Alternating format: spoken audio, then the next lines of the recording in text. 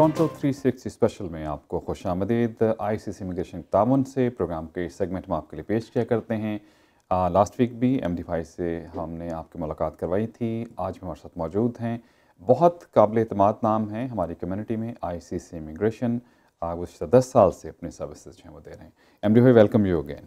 अरशद भाई, बहुत शुक्रिया। सबसे पहले तो आपको और सारे व्यूअर्स को RD और MD की टीम से, आईसीसी इमिग्रेशन टीम के जानिब से आदाब, नमस्कार, सत श्री अकाल। थैंक यू वेरी मच, बहुत शुक्रिया। हमने पिछले हफ्ते कुछ बात की और बहुत सी, अब जब यहाँ इंसान आ जाता है, पहले PR मिलता है, फिर सिटीज़न हो जाता है, फिर फर्स्ट स्टेप तो जो शादीशुदा लोग हैं तो स्पाउस और बच्चे आते हैं, उसके बाद पेरेंट्स आते हैं। मैं चाहूँगा इस पर थोड़ी सी बात करें कि कितनी जल्दी ये मामलात हो जाते हैं, क्या रिक्वायरमेंट होती हैं, ईजी है या मुश्किल है? अर्शद भाई, अगर पेरेंटल की सबसे पहले तो बात की जाए तो पेरेंटल इमिग्रेशन अब हो गया कि जनवरी में एक ही साल में एक ही बार एक्सेप्ट होते हैं केसेस। ठीक है। और उसमें भी आपको रिक्वायरमेंट्स पिछले 3 सालों की मीट करनी पड़ती है, इनकम रिक्वायरमेंट्स, और वो भी low income cut off plus 30% income चाहिए, तब आप एलिजिबल होते हैं अपने पेरेंट्स को या ग्रैंड पेरेंट्स को स्पॉन्सर करने के लिए। और ये एप्लीकेशंस 2017 में they were not very successful. The reason is के लॉटरी सिस्टम पहली बार इंट्रोड्यूस किया गया था। और जो पहला ड्रॉ जनवरी में के बाद निकला था, तो उसमें जो एप्लीकेंट्स 10,000 ड्रॉ तो निकल आया, बट बहुत सारे ऐसे लोगों ने अप्लाई किया हुआ था, ऐसे एप्लीकेंट्स ने अप्लाई किया हुआ था जो इनकम रिक्वायरमेंट्स मीट ही नहीं क्वालिफाई कर ही नहीं रहे थे, लेकिन वो ड्रॉ में आ गया तो जाहिर वो नंबर जो काउंट हो गया। तो पहली 10,000 में तकरीबन 850 के आसपास सक्सेसफुल एप्लीकेंट्स थे, और बाकी ऑलमोस्ट 9200 एप्लीकेंट्स उनका नाम आ गया जो क्वालिफाई नहीं करते थे। और गवर्नमेंट ने अल्टीमेटली उनको एक रिमाइंडर, 2 रिमाइंडर, 3 रिमाइंडर्स भेजे, और इवेंचुअली सितंबर में उन्होंने एक सेकंड ड्रॉ दोबारा निकाला। और अभी उस ड्रॉ की पूरी आउटकम अभी पता नहीं चली कि was it successful as well के वो कैसा हुआ। ठीक है, बिल्कुल सही। अब ये गवर्नमेंट ने इस साल चेंज ये कर दिया है कि अब वही लोग अप्लाई कर पाएंगे जो इनकम रिक्वायरमेंट्स मीट कर रहे हैं। क्वालिफिकेशन हो गई है, प्री क्वालिफिकेशन हो गई है। तो जितने भी दोस्त अपने पेरेंट्स को स्पॉन्सर करना चाहते हैं, this is a good time. Grand parents को करना चाहते हैं, आप हमसे RD MD से आकर अपॉइंटमेंट बनाकर, और जब भी आप हमारे पास आइए, आपके पास अभी टाइम है, we can still process this application. आकर अपने नोटिस ऑफ असेसमेंट हमसे जरूर शेयर कीजिए। और पिछले 3 साल के नोटिस ऑफ असेसमेंट आपके चाहिए, 2014, 2015 और 2016 के, और वो लेकर आइए, and we will evaluate them and let you know कि आप एलिजिबल बन रही है या नहीं है। अगर एलिजिबल हुए तो we will go to the. अब आपने कहा कि 10,000 लोग, इसका मतलब है कि 10,000 जो होंगे वही आएंगे, अदरवाइज फिर नेक्स्ट ईयर दोबारा अप्लाई करेंगे, ऐसे? बिल्कुल अर्शद भाई, जो ड्रॉ में निकलेंगे 10,000 जो एलिजिबल होंगे उनकी एप्लीकेशन भी प्रोसेस होंगी। बाकी लोगों को again they will have to put up another application in 2019। अच्छा, और उसमें ये हुआ जो क्वालिफाई करते हैं, जाहिर है फिर वो क्राइटेरिया जो भी है पेरेंट्स के, मैं पेरेंट्स का मेडिकल वगैरह तो नहीं होता, ये होता है फॉर दी? बिल्कुल होता है अर्शद भाई, मेडिकल भी होगा, सब कुछ होगा। और अगर मतलब अभी एक ही पहला मरहला है, उसके बाद दूसरे मरहले, अभी उसके बाद तो अभी पूरी एप्लीकेशन जाएगी अर्शद भाई। अभी तो सिर्फ बेसिक इन्फॉर्मेशन जा रही है, उसके बाद पूरी एप्लीकेशन अगर ड्रॉ में आ गई तो पूरी एप्लीकेशन जाएगी, उसमें सारी इन्फॉर्मेशन, पुलिस क्लियरेंस और मेडिकल्स वगैरह सारा कुछ जो रूटीन हर एक के लिए होती। अच्छा, सेम अगर हम स्पाउसेस पे आ जाएं, स्पाउसल में तो कोई ऐसा नहीं है, वो तो एलिजिबल है, हर बंदा जो यहाँ रहता है अपनी फैमिली को बुला सकता है। बिल्कुल अर्शद भाई, जो भी PR हैं, जो भी सिटीजन हैं, जब भी उनकी शादी होती है, निकाह होता है, तो वो एलिजिबल है अपने स्पाउस को स्पॉन्सर करने के लिए। यहाँ पे हम एक चीज़ ज़रूर कहते हैं कि स्पाउसल एप्लीकेशन में भी बहुत सारी तब्दीलियाँ आई हैं। अब बेसिकली हो क्या गया है कि ऑफिसर देखना चाहता है कि मैरिज जेन्युइन है या नहीं है। बहुत सारे लोगों ने एप्लीकेशन ऐसी प्रोसेस करवाई हैं कि शक वो अपने आप क्रिएट करवा दिया। अब उसी वजह से गवर्नमेंट अब देखना चाहती है कि जो ओनस है वो एप्लीकेंट के ऊपर है कि प्रूव करें कि मैरिज जेन्युइन है या नहीं है। ना तो ऑफिसर आपकी शादी में आया, ना निकाह में आया, ना एविडेंस देखेगा, वो उसने सपोर्टिंग एविडेंसेस, डॉक्यूमेंट्स, आपके सबमिशंस को ही देखना है। हम इसी वाले से कहते हैं कि जब आप निकाह कराने, शादी कराने जा रहे हैं या विद इन कैनेडा कर रहे हैं, तो एक बार हमारे ऑफिस में आकर जरूर डिस्कस कर लीजिए।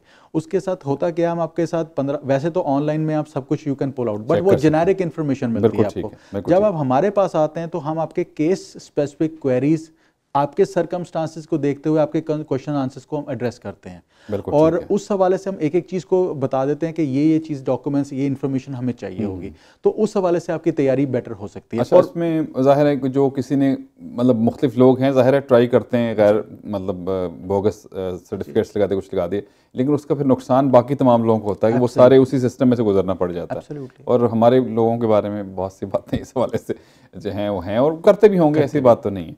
अच्छा, ये हो गया डिस्कस हमने। अर्शद भाई यहाँ पे मैं एक चीज़ ज़रूर ऐड करना चाहूँगा, जितने भी दोस्त स्पाउसल एप्लीकेशंस लगाने जा रहे हैं, आज की डेट का जो प्रोसेसिंग टाइम है, हर वीज़ा पोस्ट को इंस्ट्रक्शन है कि 1 साल के अंदर अंदर ये एप्लीकेशन प्रोसेस हो सकती हैं, चाहे वो विद इन कैनेडा हो चाहे वो आउटसाइड हो। अगर विद इन कैनेडा आप एप्लीकेशन पुट अप कर रहे हैं और आपका आप PR हैं, सिटीजन है, और अगर स्पाउस यहाँ पे स्टडी परमिट पे, विजिट वीज़ा पे या रिफ्यूजी स्टेटस पे हैं, तो भी उनको वर्क परमिट मिल जाएगा during the process of the application.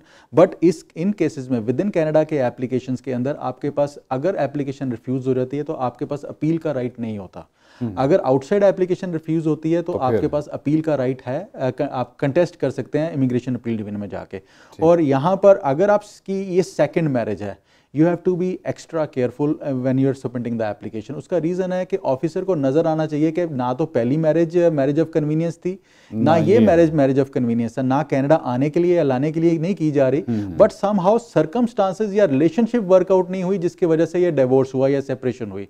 तो आपकी सबमिशंस में एक एक चीज़ एड्रेस करेंगे, उतना बेटर आपकी आराम से एप्लीकेशन प्रोसेस हो सकती है। ठीक। अच्छा, अभी आपने कहा कि जो रिफ्यूजी भी हैं अगर स्पाउसेस, तो जाहिर है वो भी इसके वाले से, तो फिर जब रिफ्यूजी स्पाउस होती है तो फिर कानूनन फिर वो PR या फिर सिटीजनशिप मिल जाती है जब आप शादी कर लेते हैं? बिल्कुल अर्शद भाई, अगर आपकी जिनसे निकाह शादी होने जा रही है वो परमानेंट रेजिडेंट या सिटीजन है और आपका रिफ्यूजी स्टेटस है, आपको पहले तो वर्क परमिट, वैसे तो वर्क परमिट आपके पास पहले ही होता है, बट ये डिपेंडेंट वर्क परमिट आपको मिल जाता है। और एप्लीकेशन प्रोसेस होने के साथ साथ आपको परमानेंट रेजिडेंसी भी ग्रांट की जाती है। आपके ऊपर डेपुटेशन नहीं लगी होनी चाहिए।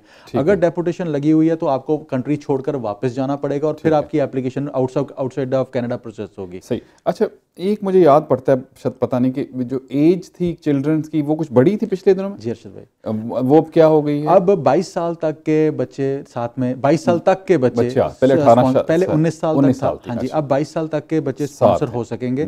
इवन आप अपने पेरेंट्स को स्पॉन्सर करते हैं, आपके जो छोटे भाई बहन जो 22 साल तक से नीचे हैं वो भी साथ में क्वालिफाई हो सकते हैं इमिग्रेशन के लिए। और अगर स्पाउसल में आते हैं तो भी 22 तक के बच्चे आपके साथ में स्पॉन्सर होकर आ सकते हैं। अच्छा, कुछ मसाइल PR कार्ड्स के हवाले से होते हैं। कुछ लोगों को PR कार्ड शायद 5 साल के लिए इशू होता है, नहीं वो दिन यहाँ पे क्योंकि एक स्पेसिफिक टाइमिंग आपको देनी पड़ती है, वो फिर अगर आप सिटीजन नहीं होते हैं तो PR की रिन्यूअल जो है वो ईजी है, उसमें बहुत से लोगों के मसाइल आते हैं। अर्शद भाई, होता क्या है कि हर परमानेंट रेजिडेंट का ऑब्लिगेशन है, एक 5 साल के पीरियड के अंदर आपको कनाडा में 2 साल स्टे करना, 730 डेज आपके कनाडा में जरूर होने चाहिए। ठीक है। अगर आपके दिन कम होंगे तो आपको परमानेंट रेजिडेंट कार्ड रिन्यू नहीं होके आएगा। अच्छा, वो इशू बन जाएगा आपका। और होता क्या है कि अगर आपके एंट्री एग्जिट्स काफ़ी ज़्यादा हैं तो ऑफिसर क्वेश्चन भी कर सकता है कि आप लेजिटिमेटरी रहे भी हैं या नहीं रहे। तो ऐसे केसेस में, कुछ ही केसेस में मैंने देखा है कि क्वेश्चनर्स आ जाते हैं। क्वेश्चंस में आपसे पूछा जाता है, इन्फॉर्मेशन तो वही दो पेजों की लगती है,